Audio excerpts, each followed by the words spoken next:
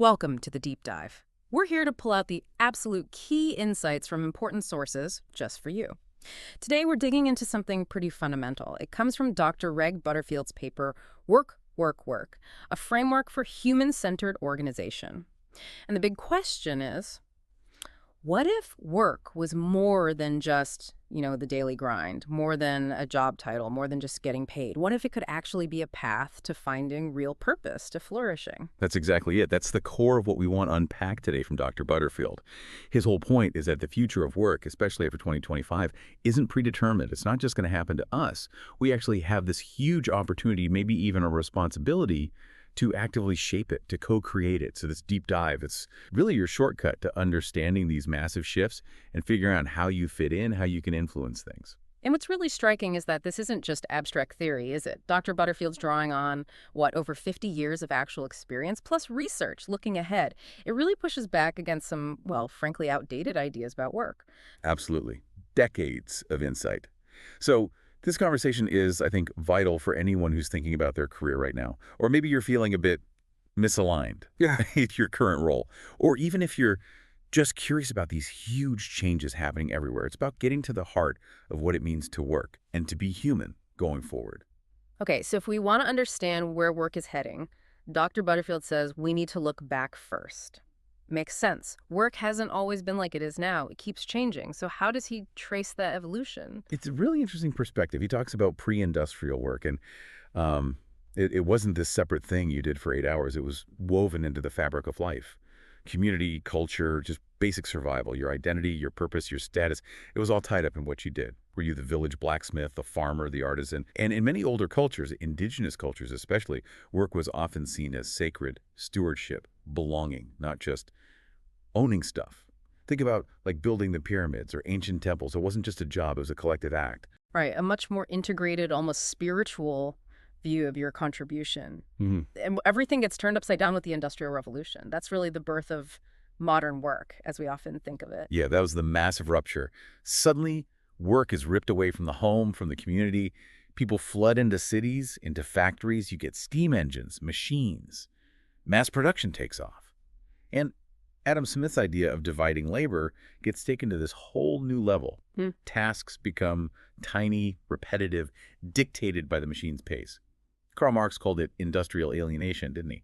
That feeling of being cut off from the thing you're making, the whole process, even your fellow workers. And time itself changes. Suddenly it's not about seasons or daylight. It's about the factory clock, the bell. It's exactly. Punching in, punching out. And that's when you see the first big wave of anxiety about automation, too. The Luddites, right. They get a bad rap sometimes. But they weren't just smashing machines because they hated tech. They were fighting the loss of their skills, their craft, the sort of dehumanizing effect of the factory floor. And Dr. Butterfield makes a crucial point. This industrialization wasn't some smooth global upgrade. No. It was messy, often brutal. Think about how British rule dismantled India's textile industry or resource extraction in Africa. It created huge global inequalities.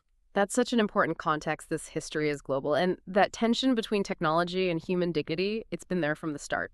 Okay, so as industry matures, you get these competing ideas about how to manage people. Efficiency on one side, maybe care on the other. That tension really becomes central. You've got Frederick Winslow Taylor and his scientific management, time and motion studies, breaking everything down, standardizing, treating workers almost like, cogs in the machine, interchangeable parts. That's the foundation for Henry Ford's assembly line, the famous $5 day, but you had to submit completely to the line's rhythm. But alongside that, another way of thinking started bubbling up, saying, hang on, these are people, not machines. Exactly. The human relations school. People like Elton Mayo, Mary Parker Follett, they started showing, hey, morale matters. Relationships matter. People have emotional needs. Follett was particularly ahead of her time, talking about power with people, not power over them, advocating for collaboration, listening, letting people participate in decisions. And it's really out of this clash the drive for pure efficiency versus recognizing human needs that the whole field of HR, human resources, eventually emerges, trying to bridge that gap. Wow. And it feels like that fundamental tension control versus care, efficiency versus empathy is still playing out right now, especially as we look beyond 2025. Butterfield's full world sense idea really captures that long arc. Okay, so history shows us these ongoing tensions. How does Dr. Butterfield help us make sense of them now? to maybe move beyond them. I guess that's where his frameworks come in handy. Yeah, he offers some really useful ways to categorize how work has evolved and might evolve further. He talks about 3 evolving meanings of work. Think of it as stages. First, there's the traditional industrial job-based work. That's the old model. Fixed roles, clear hierarchy, specific location, focus on efficiency, the 9 to 5. It's a kind of default setting many of us grew up with. Totally. Then we shifted into what he calls modern, changing adaptive work. This is much closer to where we are now, I think. Yeah. AI starting to influence jobs, remote work becoming normal, the gig economy, platform work. It's all about being adaptable, constantly learning, being digitally savvy. Roles are blurrier, careers less linear. And that third meaning, that points towards the future we're aiming for, the more human-centered one. Precisely. Future, regenerative, human-centered work. This isn't just about adapting to change. It's about actively designing work and organizations to be regenerative, focusing on renewing people, renewing purpose, even renewing the planet. Not just about profit or even just survival. It's about work contributing positively to well-being, equity, sustainability. That's a powerful vision. And he also gives us these 4 paradigms of work to understand how organizations actually tick day to day. These aren't just abstract ideas, they're like different ways of operating. They really are. Good way to put it. First, you've got the paternalistic political paradigm.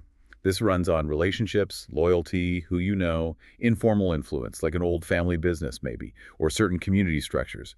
Personal trust can matter more than the official org chart. Think of the early Tata group, perhaps. Very people-focused, but maybe less formal. Than the one most of us probably recognize. The accountability authority paradigm.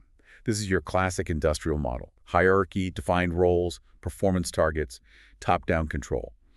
Most big corporations still lean heavily on this. The pyramid structure, basically. Exactly. Third is the workflow paradigm. Here, the focus shifts to the process itself. How does value get created and delivered efficiently? Think agile methodologies, lean manufacturing like the Toyota production system. It's all about optimizing the flow of work. And the fourth one sounds the most flexible, the decision-making paradigm. Yeah, this one's geared towards adaptability, dealing with uncertainty. It pushes decision-making power out to the edges, fosters shared ownership. It's really essential for knowledge work, for innovation, anywhere you can't just follow a set procedure. And the key thing, Butterfield says, is that these aren't mutually exclusive, right? They mix and match in real life. Absolutely. They overlap, compete, and coexist, as he puts it. A big company might have a strict accountability structure in its finance department, but maybe a really fluid decision-making approach in its R&D labs, all within the same organization.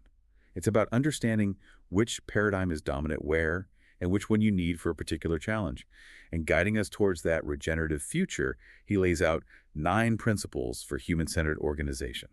And what's great is how practical they feel. Yeah, not just wishful thinking, but actual design principles. Which ones really stand out to you as being crucial right now? 3 that I think are really game-changing. First, purpose-driven work. Actually aligning what people do every day with a sense of meaning that goes beyond just making money. Second, human-centered design. This means consciously shaping jobs, tools, processes, even work rhythms around how humans actually function best, not just what's technically possible or efficient on paper. And third, collaborative intelligence. This isn't just about adopting AI. It's about figuring out how humans and machines can genuinely partner up, augmenting each other's strengths. These aren't just nice ideas. They're the building blocks for a future of work that actually serves people. Okay, this sets the stage perfectly for talking about the big forces that are actively reshaping work right now, beyond 2025. This is where it really starts to get interesting, I think. Yeah, these forces are powerful, and they're all interconnected. First up, obviously, technology and automation. AI is moving so fast, becoming less of a tool and more like a potential collaborator. That changes everything about job roles. Second, globalization and remote work. The pandemic accelerated this hugely, didn't it? Geography just isn't the barrier it used to be. That opens up global talent pools, but also creates new challenges for connection and culture. And then there are the people factors, the demographic shifts. It's exactly demographic and generational shifts. You've got younger generations, like Gen Z, coming in with really different expectations, prioritizing purpose, flexibility, work-life integration. Plus, aging populations mean we need to rethink career spans, lifelong learning. Fourth, you absolutely cannot ignore environmental and sustainability pressures. The climate crisis is forcing a fundamental rethink of industries, job types, and what responsible business even looks like. And finally, there's policy, regulation, and institutional lag. Our laws, our social safety nets, our governance structures, they're all struggling to keep up with the pace of change. Think about the gig economy, AI ethics, the rule book is still being written. Wow, okay. So those are some massive external pressures. But Butterfield's argument, if I'm getting it right, is that facing these forces is exactly why we need a deeply human approach. It's not about being pushed around by them, but choosing how we respond. That is absolutely the core insight. And a really powerful concept he brings in here is the shift from causation to effectuation. Causation is the way we're traditionally taught to think, especially in business. Define a clear goal way out there, analyze the options, make a detailed plan, then execute step by step. Works okay when things are stable and predictable. Right. The standard linear project plan, point A to point B. Exactly. But effectuation, which comes from research by Sarasvathy, is different. It's much better suited to uncertainty, to messiness. Instead of starting with a distant goal, you start with what you actually have right now. Your skills, your knowledge, your resources, your network, who you know, your bird in hand, as she calls it. And then you figure out, okay, based on this, what can we do? What action can we take now? Goals emerge from the action rather than dictating it from the start. It's about acting your way into the future. It involves principles like affordable loss, only risking what you can afford to lose, and leveraging partnerships, the crazy quilt idea. That feels so much more relevant to how things actually happen in a fast-changing world. And he applies this not just to startups, but to individuals managing their careers, leaders guiding teams, right? Absolutely. It's a mindset for navigating ambiguity at every level. And interestingly, he notes its echoes in practices from other cultures like Jugaad in India or Nemawashi in Japan, resourceful, emergent ways of getting things done. Beyond that mindset shift, Butterfield also talks about fundamentally reimagining accountability, decision-making, and organizational purpose. So accountability isn't just your boss checking up on you anymore. Not in this forward-looking view. It shifts towards being distributed and relational. Teams become accountable to each other, to the project's goals, to the customer or client, not just upwards in a hierarchy. Think of companies like Morningstar, the tomato processor, where colleagues hold each other accountable through peer agreements. Or Buurtzorg in the Netherlands, where self-managing nursing teams are directly accountable for patient outcomes. And he stresses the difference between responsibility, having a task to do, and accountability, being answerable for the result. You can delegate responsibility, but accountability often needs to be shared or held closer to the outcome. That clarity is key when you decentralize. And decision-making also gets pushed outwards, away from the top. Definitely. Moving from command and control towards sense-making and emergence, decisions happen closer to where the information is, where the action is. It's about enabling teams to understand their environment and respond intelligently rather than waiting for instructions. Companies like Hare with their micro-enterprise structure, or Valve, the gaming company famous for having no managers, are experimenting heavily with this. Okay, and the big one, the purpose of the organization itself. That's shifting too. A huge shift. From the long-dominant idea of shareholder primacy, where the main goal, legally and culturally, is maximizing profits for the owners, towards stakeholder capitalism. This view says organizations have a responsibility to create value for all stakeholders: employees, customers, suppliers, the community, the environment, as well as shareholders. This immediately brings up that tension. Profit versus purpose. Is it one or the other? Butterfield argues and points to evidence that the old way, focusing only on short-term profit, actually has huge hidden costs. High turnover, lack of innovation, employee disengagement. Increasingly, purpose-driven companies, he mentions, Patagonia, Tritos Bank, Unilever, Microsoft, are showing that you can integrate purpose and profit. And often, that focus on long-term value creation leads to greater resilience and better performance anyway. That's a fundamental challenge to the old way of doing business. And this connects to another idea you mentioned, Henry Mintzberg's concept of communityship. It really does. Community goes beyond just teamwork or leadership. It's about fostering a sense of collective responsibility, shared stewardship for the organization. And its purpose. It's that feeling that we're all in this together, caring for each other and for the whole enterprise. It thrives in those more network, purpose-driven structures. Think of something like Wikipedia, a vast community contributing to a shared goal. Or platform cooperatives like Airbnb, trying to build alternatives to purely profit-driven platforms. It's about cultivating that sense of belonging and shared mission. So wrapping all this together, it really sounds like navigating this future requires a different toolkit from us, from you listening.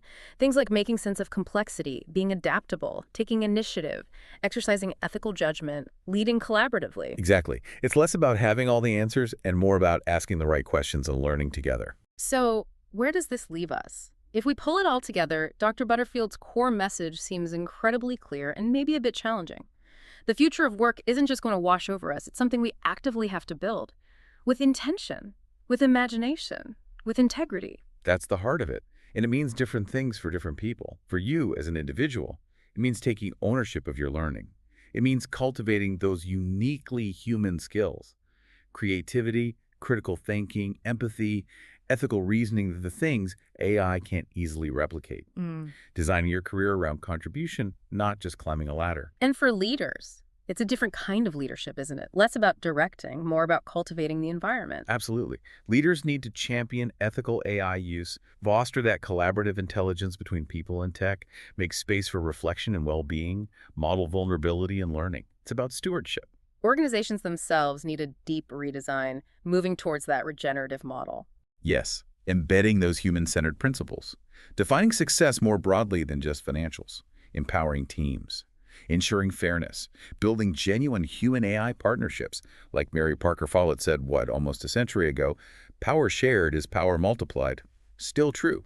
And then there's the bigger picture: policymakers, institutions. They have a huge role in creating the right conditions. A critical role. We need updated rules, worker rights for the gig economy, lifelong learning infrastructure, clear ethical guardrails for AI, maybe support for different ownership models like co-ops. It's about making sure innovation actually benefits everyone. So this brings us to a final thought, maybe a provocative one for you to chew on.